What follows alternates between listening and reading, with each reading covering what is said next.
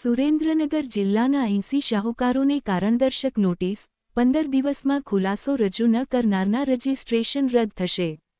ગુજરાત નાણાંની ધીરધાર કરનારા બાબત અધિનિયમ 2011 અન્વયે સુરેન્દ્રનગર જિલ્લામાં શાહુકારો દ્વારા કાયદેસર રજિસ્ટ્રેશન અને નિયમોનું ચુસ્ત પાલન થાય તે હેતુસર તંત્ર દ્વારા કડક કાર્યવાહી હાથ ધરવામાં આવી છે. શાહુકારોના નિબંધક અને જિલ્લા રજિસ્ટ્રારની કચેરી દ્વારા જિલ્લાના કુલ 80 જેટલા શાહુકારોને તેમનો પરવાનો રિન્યૂ ન કરાવવા બદલ કારણદર્શક નોટિસ ફટકારવામાં આવી છે.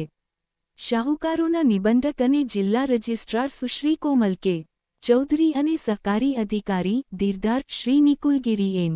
ગોસ્વામી દ્વારા ઇસ્યુ કરવામાં આવેલી આ નોટિસમાં સ્પષ્ટ સૂચના આપવામાં આવી છે કે નોટિસ મળ્યાના 15 દિવસની અંદર સંબંધિત શાહુકારોએ લેખિત અથવા મૌખિક ખુલાસો કચેરી સમક્ષ રજૂ કરવાનો રહેશે.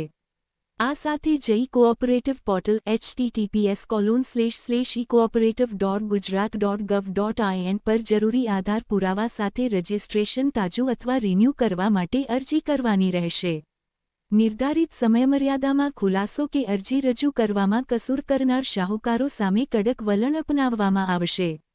જો રજૂ કરાયેલ ખુલાસો અસંતોષકારક જણાશે અથવા સમયમર્યાદામાં જવાબ નહીં મળે, તો ગુજરાત નાણાંની ધીરધાર કરનારા બાબત અધિનિયમ 2011 અને નિયમો 2013ની જોગવાઈ મુજબ એકતરફી રીતે રજિસ્ટ્રેશન રદ કરવાની કાર્યવાહી હાથ ધરવામાં આવશે.